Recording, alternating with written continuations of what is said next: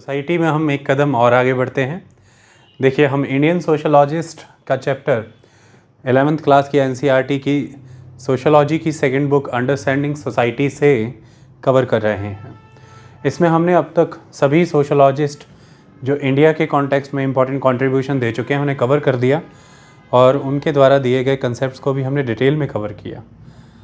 आज के contemporary sense के साथ उसे जोड़ा, आज उसका क्या महत्व है ये आपको समझाया। हर चीज़ इकोनॉमी, सोसाइटी, पॉलिटी इंटीग्रेट करके आपको दी गई ताकि आप एक हॉलिस्टिक, एक लार्जर कॉन्टेक्स्ट को अंडरस्टैंड कर सकें। आज हम लास्ट इंडियन सोशलॉजिस्ट और उनसे जुड़ी एक्टिविटी के तहत आगे बढ़ रहे हैं और इनका नाम है M.N. श्रीनिवास। ओके,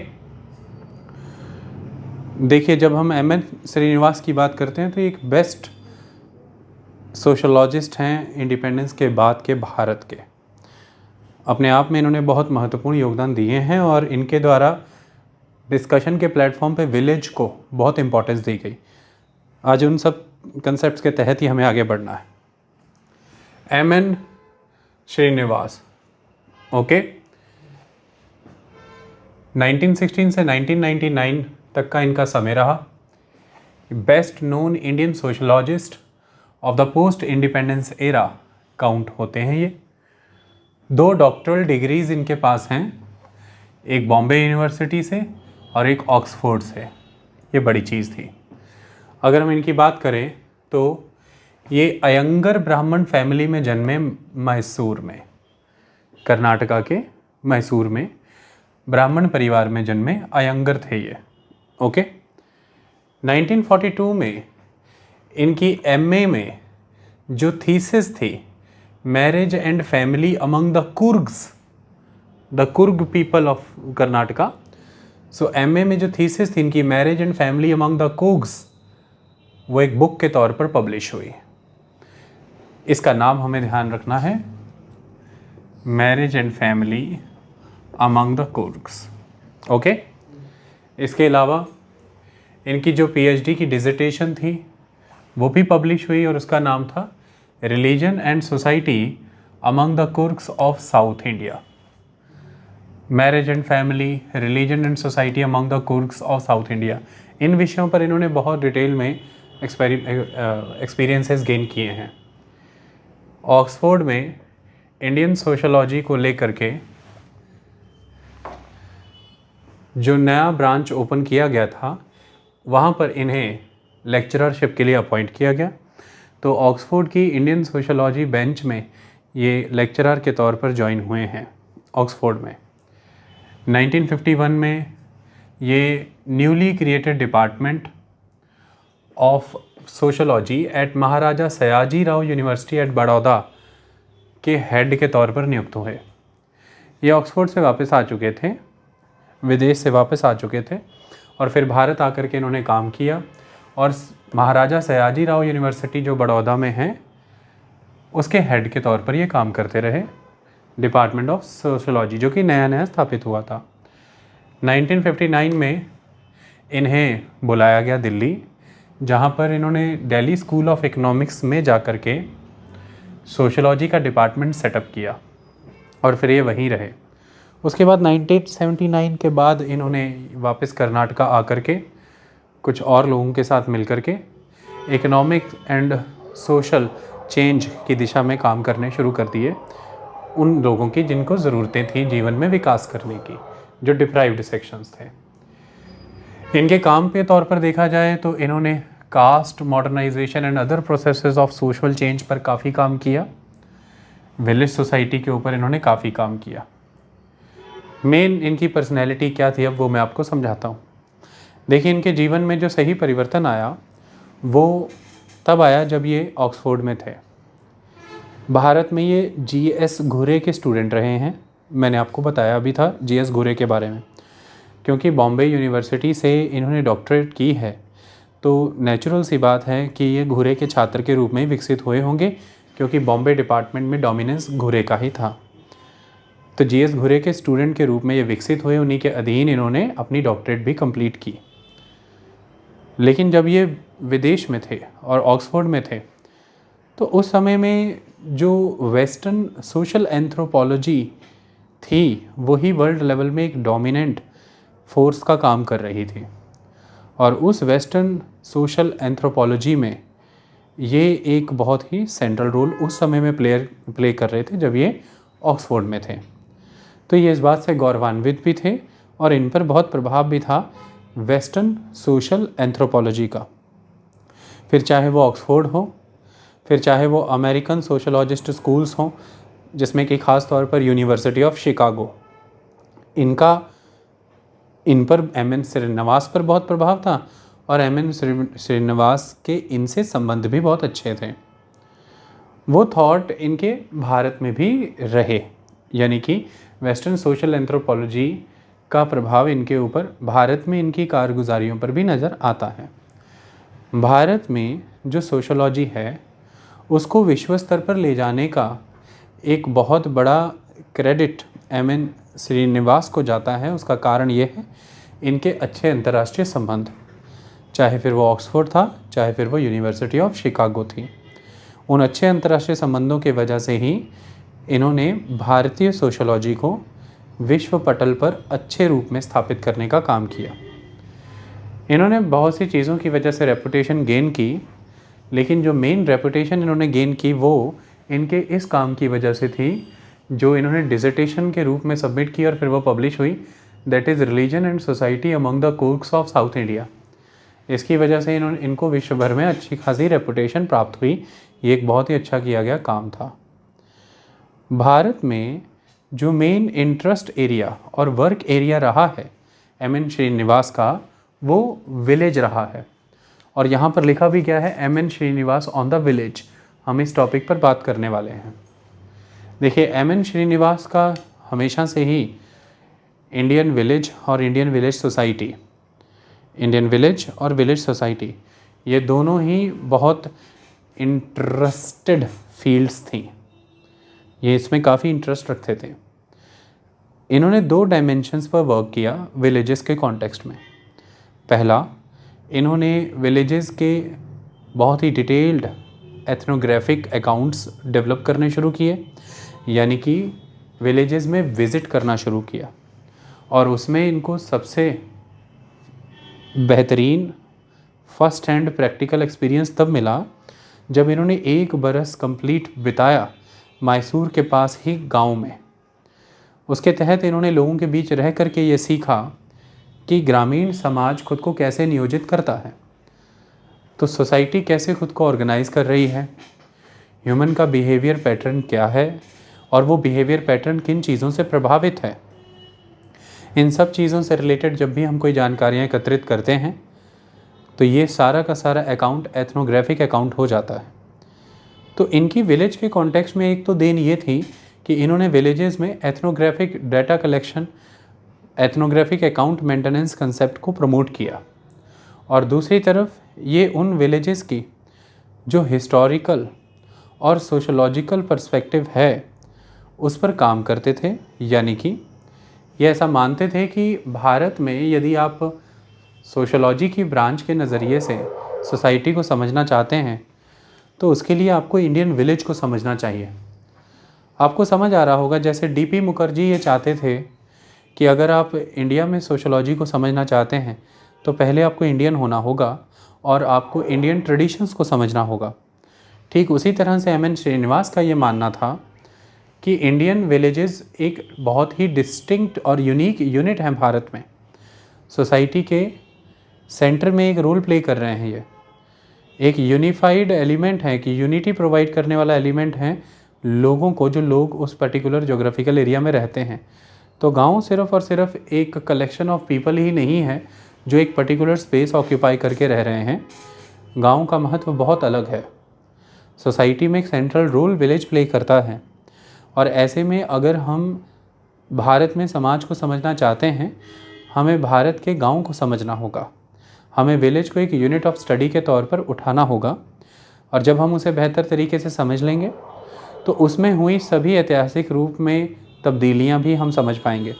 तो हिस्टोरिकली उस पर्टिकुलर विलेज ने क्या एक्सपीरियंस किया है, इसी बात पर डिपेंड कर जाएगा कि पर्टिकुलरली उस विलेज का क्या रोल रहा उस सोसाइटी के ऊपर जो सोसाइटी उस विलेज में डेवलप हुई। तो ये एक इम्पॉर्टेंट चीज़ है। इसके तौर पर ही उन्होंने विलेज को एक यूनिट के तौर पर स्टडी करने की बात को आगे बढ़ाया। इनका ये जो पर्सपेक्टिव था कि एक विलेज को सोशोलॉजी की अंडरस्टैंडिंग के हेतु इस्तेमाल करना चाहिए, इस चीज़ को उस समय में बहुत से लोगों ने चैलेंज भी किया।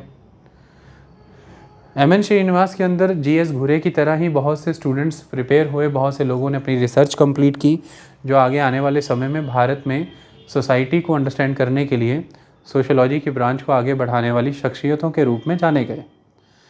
लेकिन एम एन श्रीनिवास को बहुत सारे ओपोनेंट्स को भी झेलना पड़ा और बहुत से डिबेट सर्कल्स में ये कई मुद्दों पर डिबेट करते थे, जिनमें मेन डिबेट का इशू यही रहता था कि विलेज को सोशोलॉजी को अप्रोच करने के लिए एक यूनिट के रूप में देखना चाहिए कि नहीं, विलेज कोई इंस्टीट्यूशन है भी या नहीं। तो इस तरह की डिबेट्स में ये हमेशा इन्वॉल्व रहते थे। मैंने लिखा भी था, involve in a debate about the usefulness of the village as a concept, कि क्या हम एक विलेज को एक कंसेप्ट के रूप में ले सकते हैं जो कि हमारी मदद कर सकता है सोशोलॉजी को समझने के लिए, सोसाइटी को समझने के लिए। ऐसे में जो इनके ओपोनेंट थे उस समय में वो थे लुइस डुमोंट। लुइस डुमोंट मानते थे कि विलेज कुछ भी नहीं है, कलेक्शन ऑफ पीपल है जिन्होंने एक स्पेस ऑक्यूपाई किया हुआ है। और सही मायने में देखा जाए तो वो विलेज में रह रहे लोग, उनकी एक कास्ट है, उनका एक रिलीजन है। विलेज उजड़ेगा, बस जाएगा, वो एक जगह से लोग दूसरी जगह चले जाएंगे, वो जहाँ भी जाएंगे उनके साथ उनकी कास्ट, उनका रिलीजन साथ चला जाएगा। ये हैं वो सोशल इंस्टीट्यूशंस जिन्हें समझना ज़्यादा ज़रूरी है। विलेज समझने की नीड नहीं है, विलेज एक इम्पॉर्टेंट कंसेप्ट या इम्पॉर्टेंट यूनिट नहीं है सोसाइटी को अंडरस्टैंड करने का। तो वो ये कहते थे कि social institutions like caste were more important than something like a village. Village is a collection of people living in a particular place. Villages may live or die, and people may move from one village to another, but their social institutions like caste or religion follow them and go with them whenever they go. वो जहाँ भी लोग जाएंगे उनके साथ उनका cast और उनका रिलीजन जाएगा।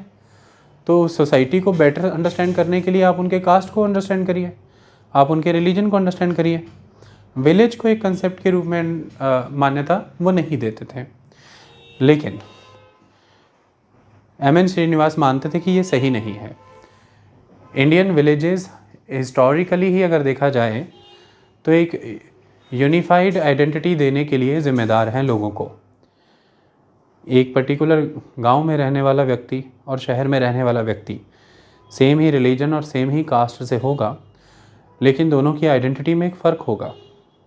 और यहाँ पर अगर 10 नए लोग और ला करके खड़े कर दिए जाए, आप उनमें भेद कर पाएंगे कि ये 5 अलग हैं और ये 5 अलग हैं। उनका कास्ट और रिलीजन चाहे सेम भी हो, क्योंकि जो उन 5 का समूह है उसे वो यूनिफाइड आइडेंटिटी देने का काम गांव ने किया है। वो गांव से बिलोंग करते हैं, विलेज से बिलोंग करते हैं। तो इस नज़रिए से विलेज को समझे जाना बहुत ज़रूरी है। और ख़ास तौर पर उनका मानना था कि उस भारत में तो विलेज को अब समझना बहुत ज़रूरी है जो आज़ाद हो चुका है और जहाँ पर 5 ईयर प्लानिंग के तहत डेवलपमेंट प्रोग्राम्स चलने वाले हैं। और इन डेवलपमेंट प्रोग्राम से भारत का विकास होगा, उस भारत का जहाँ पर 90% जनसंख्या ग्रामीण क्षेत्रों में रहती है और जिनका अमूमन कामकाज जो है वो खेती बाड़ी से जुड़ा हुआ है। ऐसे देश में जब हम 5 ईयर प्लानिंग के डेवलपमेंट प्रोग्राम्स चलाएंगे तो ग्रामीण क्षेत्रों में क्या परिवर्तन आएगा, क्या चेंजेस आएंगे, इनको समझना बहुत ज़रूरी है, गांव को समझना बहुत ज़रूरी है। इसी के तहत हम समझ पाएंगे कि समाज में क्या क्या फैक्टर्स इम्पॉर्टेंट हैं जो समाज में परिवर्तन लाते हैं और कौन से फैक्टर्स हैं जो परिवर्तन ला पाने के लिए उतने सकारात्मक नहीं होते।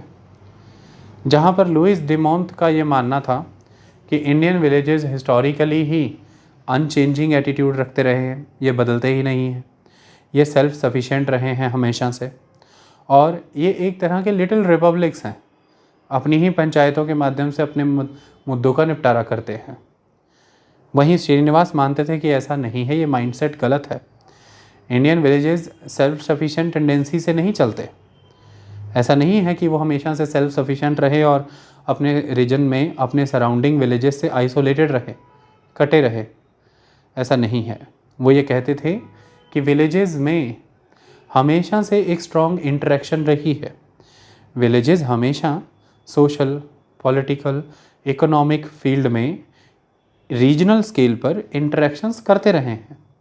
और विलेजेस में ऐतिहासिक रूप में यदि देखा जाए तो लगातार परिवर्तन भी आए हैं। तो विलेजेस में चेंजेस लगातार आते रहे हैं। तो विलेज चेंज हुए हैं, विलेज इंटरेक्शंस करते हैं। विलेज सेल्फ सफिशिएंट है, ये सही नहीं है, इस चीज़ को हमें समझना है। तो उनका नज़रिया गांव को लेकर के अलग था लुइस ड्यूमॉन्ट से। उस समय की वेस्टर्न सोशल एंथ्रोपोलॉजी में जो कंसेप्ट डोमिनेंट था वो था किसी भी यूनिट को यदि आप पकड़ रहे हैं सोसाइटी को अंडरस्टैंड करने के लिए, तो उस यूनिट का स्ट्रक्चर और उसका फंक्शन समझिए। यही structure functional approach M N. Srinivas ने भारत पे भी लागू की जब उन्होंने सोसाइटी को अंडरस्टैंड करने के लिए सोशोलॉजी के स्कूल्स और डिपार्टमेंट्स यहाँ ओपन करने शुरू किए। उनका मानना था कि हमें विलेज के स्ट्रक्चर को अंडरस्टैंड करना चाहिए, हमें विलेज के फंक्शन को अंडरस्टैंड करना चाहिए, तो हमें सही मायने में ये समझ आएगा कि विलेज एक सोसाइटी के ग्रोथ के लिए या उस सोसाइटी में आ रहे परिवर्तन, उस सोसाइटी में हो रही डिस्क्रिमिनेशंस, वो सोसाइटी डिप्राइव्ड है या प्रोग्रेसिव है, इन चीज़ों के लिए विलेज जिम्मेदार है। उसके लिए विलेज का स्ट्रक्चर फंक्शन अंडरस्टैंड करना ज़रूरी है। तो ये स्ट्रक्चरल फंक्शनल अप्रोच उन्होंने यहाँ पर भी पर्सपेक्टिव यहाँ पर भी अप्लाई किया टू अंडरस्टैंड द विलेज और अदर सोशल इंस्टीट्यूशंस। और उसी के तहत 2 एक्टिविटीज़ हैं आज आपके सामने। पहली एक्टिविटी है जिसमें आपको ये कहा गया है कि मान लीजिए कि आपका एक दोस्त है और वो एलियन है और वो आपके सामने आया है पहली बार, उसे कुछ भी नहीं पता है गांव के बारे में, आपको उसे बताना है ऐसे कोई 5 एलिमेंट जिनके वाया वो पहचान पाए कि गांव क्या है। उन 5 एलिमेंट्स को लगा करके वो ये देख पाए कि हाँ ये गांव है। तो आपको गांव के फीचर्स बताने हैं। सिंपल सी कहानी कहते हैं तो एक्टिविटी ये कहती है कि कैरेक्टरिस्टिक फीचर बताइए विलेज के, कि विलेज के फीचर्स क्या होते हैं। और दूसरी तरफ उनसे आपसे ये पूछा गया है कि भाई 1950 के दशक में क्या ये बात सच है कि जो शहर में रहने वाले लोग थे वो बहुत इंटरेस्टेड थे उस समय में गांव की ज़िंदगी के बारे में जानने के लिए। और एम.एन. श्रीनिवास के द्वारा जब विलेज को एक कंसेप्ट के रूप में उठाया गया तो इसकी वजह से हुआ ये कि बड़े स्तर पर विलेजेस को स्टडी किया गया और उन फाइंडिंग्स को अखबारों में, मीडिया, मूवीज़, टेलीविज़न हर जगह पर चलाया भी गया। और इसकी वजह से जो विलेज के रिलेटेड नॉलेज क्रिएट हुई, उस नॉलेज ने एक रोल प्ले किया हमारे 5 ईयर प्लानिंग के डेवलपमेंट प्रोग्राम के तहत कि भाई किस तरह से ये प्रोग्राम्स विलेजेस को आगे ले जाने के लिए या विलेजेस में कोई भी परिवर्तन नहीं ला पा रहे हैं, इसके लिए ज़िम्मेदार हैं। लोग जानना चाहते थे उस समय में गांव के बारे में, उसका कारण क्या ही होगा। कारण ये होगा कि देश आज़ाद हुआ है, लोग विकास करने के लिए शहरों की ओर आए हैं, पढ़ने लिखने के लिए कॉलेज यूनिवर्सिटी की ओर आए हैं जो कि शहरों में हैं, देश के लिए पॉलिसी मेकिंग के लिए और देश के लिए डिफरेंट डिपार्टमेंट में सर्विसेज के लिए उन दफ्तरों में आए हैं, उन संस्थाओं में आए हैं जो शहरों में हैं। और वो संस्थाएं जो शहरों में बेस्ड हैं, जिनके द्वारा बनाए गए नियम कानून अब पूरे देश के हर गांव में रह रहे प्रत्येक जन पर लागू होंगे, जिसके लिए प्रत्येक जन वोट करने के लिए आता है। तो इस तरह से शहरों की ओर लोग आए। शहर केंद्र बना इकोनॉमी का, शहर केंद्र बना राजनीति का भी, शहर केंद्र बना लोकतंत्र का, डेमोक्रेसी का, और शहर केंद्र भी बना धरनों और प्रदर्शनों का। लेकिन जिन्होंने शहर को केंद्र बनाया, शायद वो खुद उठ कर के गाँव से आए थे या फिर उनके रिश्तेदार गांव में बस रहे थे, उनकी जड़ें आज भी गांव में थी। वो जानना चाहते थे कि क्या चल रहा है गांव में, क्या हो रहा है इंडिया के इन कंट्री साइड एरियाज़ में, और उस समय में आप इसे हार्टलैंड भी कह सकते हैं। तो कुल मिलाकर के एम.एन. श्रीनिवास की इस अप्रोच की वजह से सोशलॉजिस्टों के इन पर्सपेक्टिव ने विलेज के बारे में वो जो कंटेंट डेवलप किया, उसने उस समय का पर्पस बहुत खूबसूरती से सर्व किया। सवाल अगली एक्टिविटी में आपसे यही पूछा जाता है, क्या आज भी ऐसे कारण बनते हैं कि आप गांव के बारे में जानना चाहते हैं? आज के अखबारों में या डिजिटल मीडिया में या फिर मूवीज़ में कितना बताया जाता है गांव के बारे में? गांव को एक सब्जेक्ट के रूप में कितना उठाया जाता है? क्या आप ऐसा देखते हैं कि आज भी आप गांव से संबंध रखते हैं अपने किन्हीं रिश्तेदारों की वजह से? आप उनके पास आते जाते हैं, वो आपसे मिलने आते हैं। क्या आज ऐसा है कि लोग गांव से शहरों की ओर आ रहे हैं, माइग्रेशन? या फिर ऐसा भी है कि लोग शहरों से गांव की ओर जा रहे हैं? आपके संपर्क में कोई ऐसा है जो शहर से गांव की ओर जा रहा है? और अगर नहीं है तो मान लीजिए कि आपको बताया जाए कि लोग जाते हैं, तो आपको क्या प्रोबेबल रीजंस लगते हैं वो क्यों चले जाते हैं? इनके विषय में बताइए। तो रूरल टू अर्बन माइग्रेशन के बारे में पूछा है, अर्बन टू रूरल माइग्रेशन के बारे में पूछा है, जिसे रिवर्स माइग्रेशन भी कहते हैं। और आज विलेज को क्या इम्पोर्टेंस है सामाजिक स्तर पर, जो कि शहरों से परिभाषित है आज, वहाँ पर ये पूछा गया है कि बताइए आज का कंपैरिजन करिए उस समय के दौर के साथ। तो इस तरह से ये सारी चीज़ें आगे मूव करती हैं। यहाँ लिखा भी है, जो लुइस डुमोंट और उनके जैसे लोग थे, उनका उस समय में नज़रिया यही था कि Indian villages are unchanging self sufficient little republics. और उसके बाद की वो एक्टिविटीज़ जो मैंने आपको बता दी। चलिए अब हम इन चीज़ों को समझने की कोशिश करते हैं। एम.एन. श्रीनिवास के विषय में तो मैंने आपको बता ही दिया, उनके विषय में किताब में इतना ही कंट्रीब्यूशन है। सवाल यहाँ पर खड़ा होता है कि उन्होंने विलेज को एक कंसेप्ट के रूप में क्यों माना। ये बड़ा सवाल है, इसे समझना ज़रूरी है। देखिए, सोशोलॉजी में डोमिनेंस एक समय तक दो ही तरह के सेगमेंट्स का था। एक तो जो अर्बन डिवेलपर्स थे और दूसरी तरफ जो लोग प्रिमिटिव थे, द ट्राइबल पीपल। इसको लेकर के बहुत डिटेल डिस्कशंस भी हुई, एक्सपेरिमेंट्स, रिसर्चेस भी हुई, ये सारी चीज़ें चलती रही। विलेज अपने आप में एक नया कंसेप्ट था। ये प्रिमिटिव और अर्बन के बीच में एक मॉडरेट इफ़ेक्ट देता है। ना तो ये उतना ज़्यादा अर्बन है और ना ही ये उतना प्रिमिटिव भी है, ये विलेज है। तो जब विलेज को एक कंसेप्ट के रूप में विकसित किया गया तो इसके क्या कारण रहे होंगे? देखिए, सबसे इम्पॉर्टेंट एस्पेक्ट है इसके कारण जो रहे होंगे, उसके लिए पहले हम वो फीचर्स लिखने की कोशिश करें जिनकी वजह से आप किसी को ये समझा पाएँ कि अगर वो पहचानना चाहता है कि कौन गांव है तो वो इन फीचर्स के थ्रू पहचान सकता है। जब भी बात गांव की आती है तो आपके दिमाग में क्या आता है? सबसे पहली चीज़ जो आती है वो क्या आती है? सबसे पहली चीज़ आती है ऑक्यूपेशन।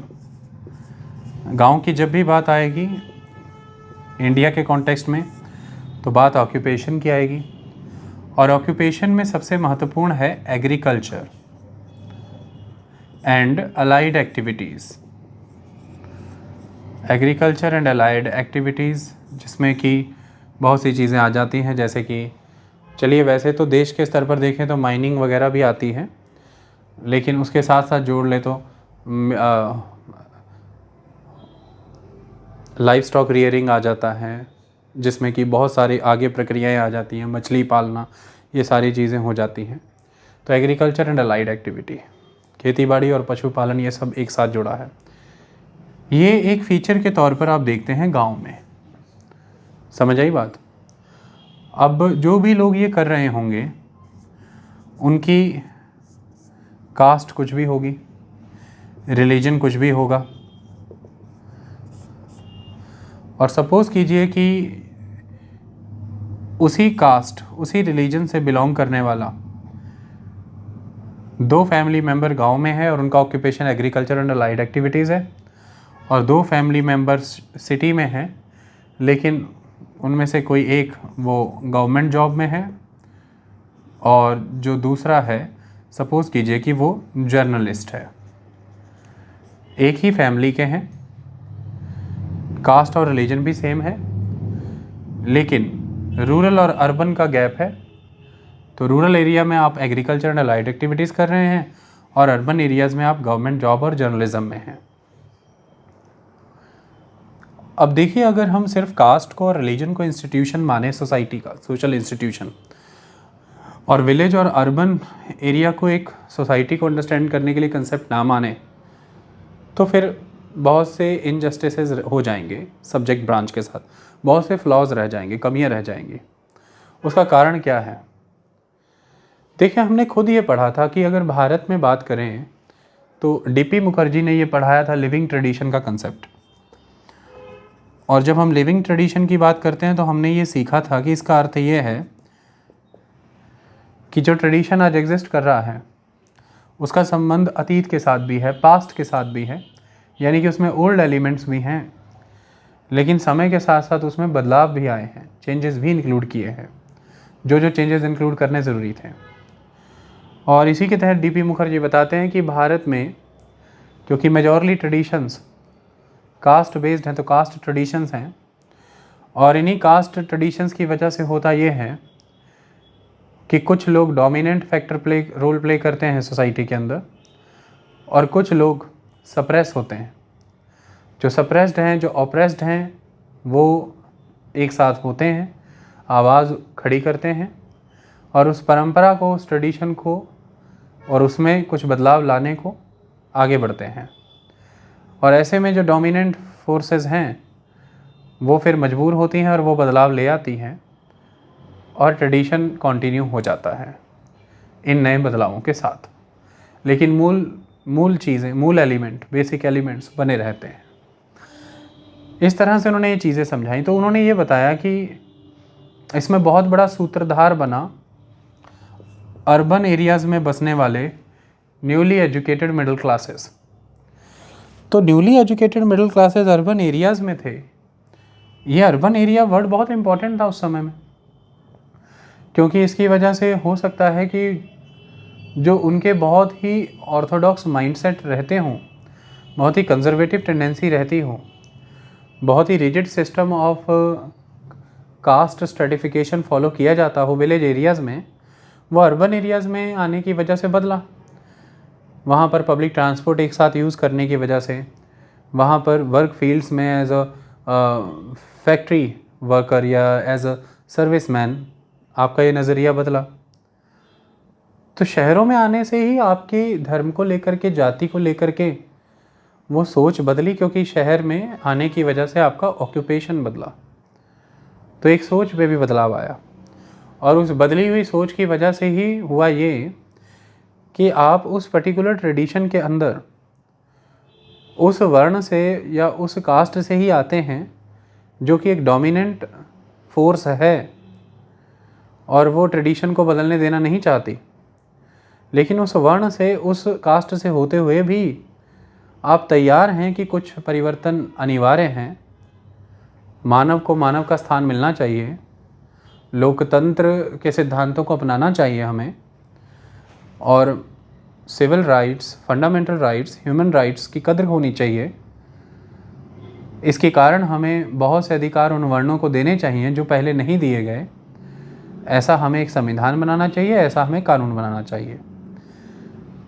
तो इसकी वजह से देखिए, आप सेम वर्ण से हैं, सेम कास्ट, सेम रिलीजन से हैं, जो आपके काउंटर पार्ट विलेजेस में हैं, लेकिन आप उनसे अलग सोच रख रहे हैं। इसमें बहुत बड़ा योगदान शहरों का रहा। यहाँ पर गाँव को और शहरों को कंपेयर करके अच्छा या बुरा नहीं बताया जा रहा, यहाँ पर बताया जा रहा है परिवर्तन में किसकी क्या भूमिका रही। तो शहरों की भूमिका बहुत प्रोडक्टिव रही। तो ठीक इस नज़रिए से इसे भी देखा जाता है कि विलेज एक कंसेप्ट के रूप में बहुत इम्पॉर्टेंट है, क्योंकि आपका ऑक्यूपेशन वेरी कर गया विलेज और अर्बन एरिया की वजह से। सेम कास्ट है आपका, सेम रिलीजन है। अब आप गवर्नमेंट जॉब में हैं, आपके ऊपर उस तरह की ऑब्लिगेशंस हैं, कॉन्स्टिट्यूशनल मैंडेट है, और आपकी ड्यूटीज़ और रिस्पॉन्सिबिलिटीज़ में, आपके एरिया ऑफ जुरिस्डिक्शन में ये आता है कि आपको सभी को समान रूप से देखना है, सभी को सेवाएं देनी है समान रूप से, सभी के साथ सबका विकास करना है।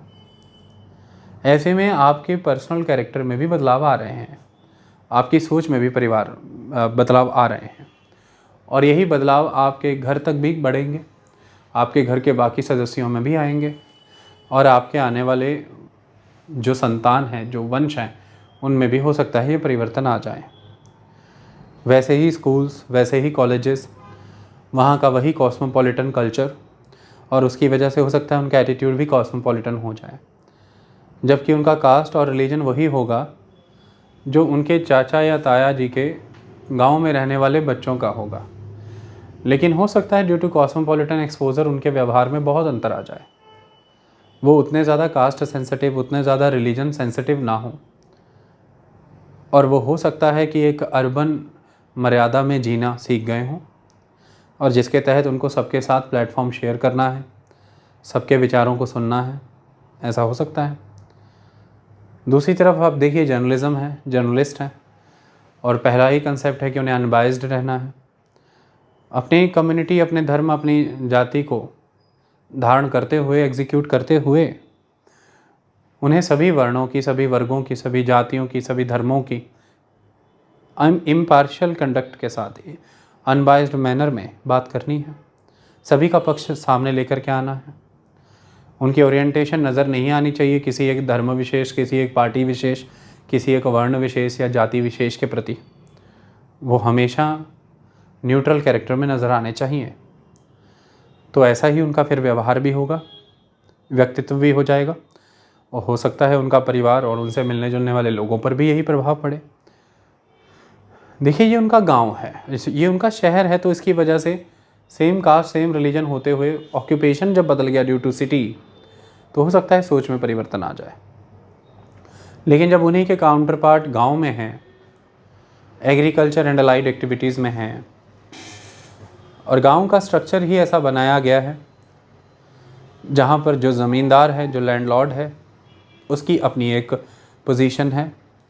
दूसरी तरफ जो पीजेंट है, जो मार्जिनल फार्मर है, उसकी अपनी एक पोजीशन है। जो एग्रीकल्चरल लेबरर है, उसकी अपनी एक पोजीशन है।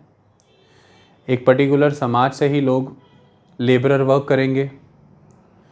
जो ज़मीन का मालिकाना हक रखता है, जिसके पास अच्छी खासी ज़मीन है, उसकी एक स्ट्रॉन्ग पोजीशन रहेगी विलेजेस में।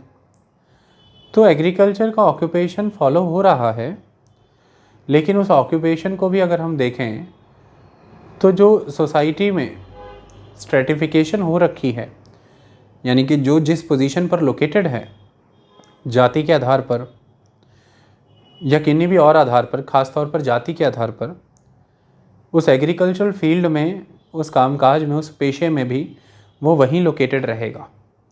उसका स्थान बहुत ज़्यादा बदल नहीं पाएगा गांव के समाज के अंदर, और फिर वो रीति रिवाज और परंपराएं उसी तरह से चलती रह जाती हैं, उसमें उतने अंतर नहीं आते।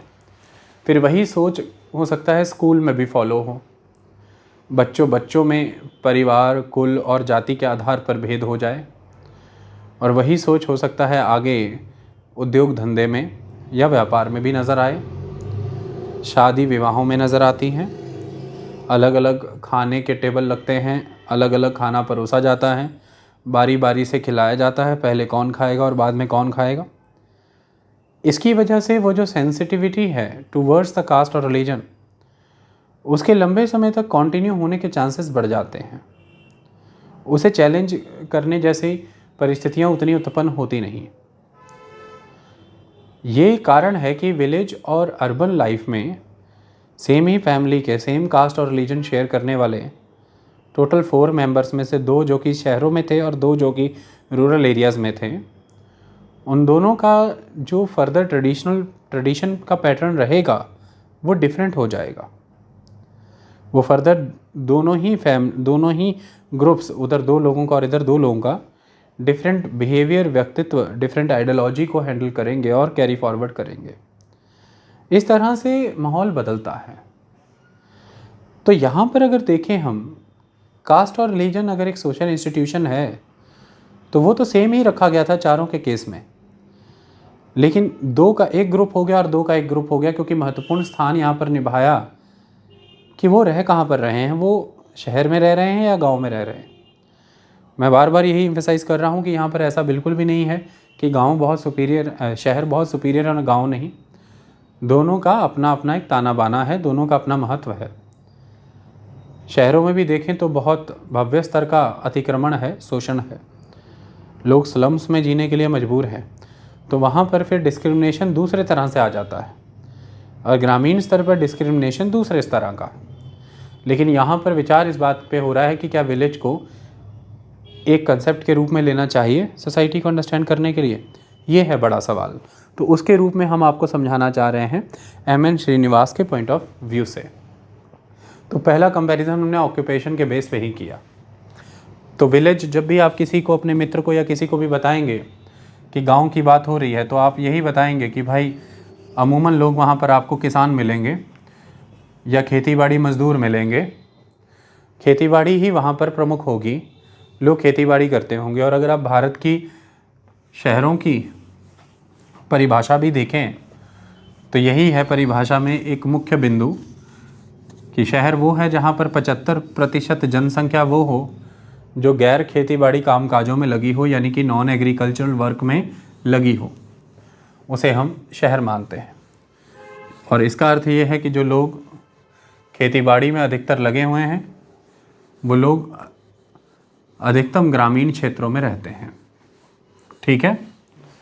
दूसरे एस्पेक्ट की अगर हम बात करें ऑक्यूपेशन के बाद, सेकंड, जब भी आप गांव की बात करते हैं क्या आपके दिमाग में आता है, क्या समझ में आता है, क्या सोचते हो आप जब भी गांव की बात होती है, तब भी क्या साइज दिमाग में आता है? तो जब भी गांव की बात आती है तो एक महत्वपूर्ण संस्था दिमाग में आती है, पंचायत। पंचायत एक संस्था के रूप में दिमाग में आती है। देखिए, पंचायतें बहुत महत्वपूर्ण होती हैं गांव के स्तर पर। और गांव को और शहर को अगर हम एक कंसेप्ट के रूप में ना डील करें तो फिर ऐसा क्यों होता है कि जब आप भारत की बात करते हैं तो बहुत से राज्यों में, उन राज्यों के बहुत से क्षेत्रों में आपको डिस्क्रिमिनेटरी डिसीजंस, ओपिनियंस नज़र आएंगे युवाओं को लेकर के, और युवा वहाँ से पलायन कर जाते हैं, भाग जाते हैं उन क्षेत्रों से। जैसे कि आपने खप पंचायत का जिक्र सुना होगा, इनको हम कास्ट पंचायत भी कहते हैं, खप पंचायत, कास्ट पंचायत। अब आप ये कहेंगे कि पंचायत तो एक तरह से कास्ट के ही बेस पर है, अब वो चाहे गांव में हो या शहरों में। ऐसा नहीं है। वही खप पंचायत शहरों में उतना स्ट्रांग होल्ड नहीं रख पाएगी, लेकिन गांव में उसका होल्ड बहुत ही स्ट्रांग है, क्योंकि मेनली जो ट्रेडिशंस वहाँ पर फॉलो हो रहे हैं उस सोसाइटी के अंदर, जो सोसाइटी उस पर्टिकुलर विलेज से बिलोंग करती है, उन ट्रेडिशंस का बेस ही कास्ट है, उन परंपराओं का आधार ही जाति है। और वो परंपरा ही है जिसके आधार पर उस समाज ने खुद को अब तक संगठित किया था, ऑर्गेनाइज किया था। उस सोसाइटी की ऑर्गेनाइजेशन का बेसिस वही ट्रेडिशन है, वही परंपराएं हैं। परंपराएं कि कौन क्या करेगा, कौन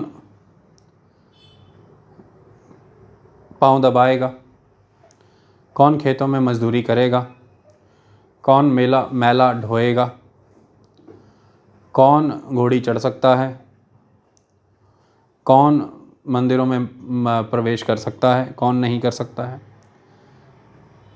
इस तरह के सभी जो नियम हैं, ये सभी नियम, सभी रीति रिवाज इन परंपराओं के रूप में आगे बढ़ते रहेंगे। पुरुषों के लिए परंपराएं हैं, महिलाओं के लिए परंपराएं हैं, बेटों के लिए, बेटियों के लिए परंपराएं हैं, बुजुर्गों के लिए परंपराएं हैं, अतिथि जो आता है उसको लेकर के भी परंपराएं हैं।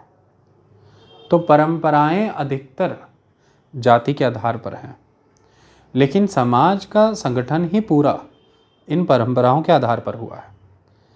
यदि परंपराएं खत्म हुई, ऐसा मानते हैं वो लोग कि यदि परंपराएं खत्म हुई तो हमारा जो समाज का संगठन है उसका विघटन हो जाएगा, वो ख़त्म हो जाएगा, संगठन ख़त्म हो जाएगा, हमारा ऑर्गेनाइजेशन ऑफ द सोसाइटी ख़त्म हो जाएगी, हम अनऑर्गेनाइज्ड हो जाएंगे। और यदि हमारा समाज टूट गया, संगठन ख़त्म हो गया, तो हम निर्बल हो जाएंगे, कमज़ोर हो जाएंगे सभी। और जैसे ही हम कमज़ोर हो जाएंगे तो फिर हमारे रीति रिवाज, मान्यता, हमारी पहचान, हमारी आइडेंटिटी, हमारी एग्जिस्टेंस को एनक्रोच कर लिया जाएगा, एक्सप्लॉइट कर लिया जाएगा, और हम हर मायने में एंड हो जाएंगे। इस बात से सभी भयभीत रहते हैं जो सब्सक्राइब करते हैं उस समाज की, उस ऑर्गेनाइजेशन को, इसलिए वह परंपराओं को कभी ख़त्म नहीं होने देते। उनका मानना है कि जब तक परंपराएं हैं तब तक हम हैं, हमारी यह स्वतंत्रता है रहने सहने की, जीने की, हमारी रीति रिवाज हैं। और जब हमारी परंपराएं ख़त्म तो हमारी ये स्वतंत्रता विचारों की, रीति रिवाजों की, रहन सहन की, मान्यताओं की, पूजा अर्चना की, हर चीज़ की ख़त्म हो जाएगी। देखिए, जब मैं मंदिर, पूजा अर्चना इन शब्दों का इस्तेमाल करता हूँ, वैसे आप किसी भी रिलीजियस श्राइन को मंदिर कह सकते हैं, पूजा अर्चना को आप इंग्लिश में वर्शिप कह लीजिए। मैं किसी एक धर्म विशेष की बात नहीं कर रहा हूँ। इस तरह की कट्टरता विश्व के प्रत्येक धर्म के अंदर आपको मिल जाएगी, प्रत्येक समूह में मिल जाएगी। जहाँ जाति नहीं है तो वहाँ पर संस्था के आधार पर अतिक्रमण होता है, इंस्टीट्यूशंस करती हैं, चाहे वो रिलीजियस हों चाहे इकोनॉमिक हों, लेकिन एक्सप्लॉयटेशंस तो है, हम बात उसकी कर रहे हैं। तो परंपराएं ही समाज का आधार है, इसलिए परंपराओं को टूटने नहीं दिया जाता। लेकिन यही ऑर्गेनाइजेशन चेंज हो जाएगी जब वो अर्बन एरियाज़ में आ जाएंगे। सोसाइटी की यही ऑर्गेनाइजेशन, एक दूसरे पर निर्भरता कम हो जाएगी, रोज़गार के अवसर बहुत अधिक हो जाएंगे और बहुत अलग अलग क्षेत्रों में हो जाएंगे।